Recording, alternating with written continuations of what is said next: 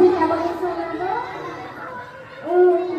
দামোদর শেঠী রবীন্দ্রনাথ ঠাকুরের লেখা।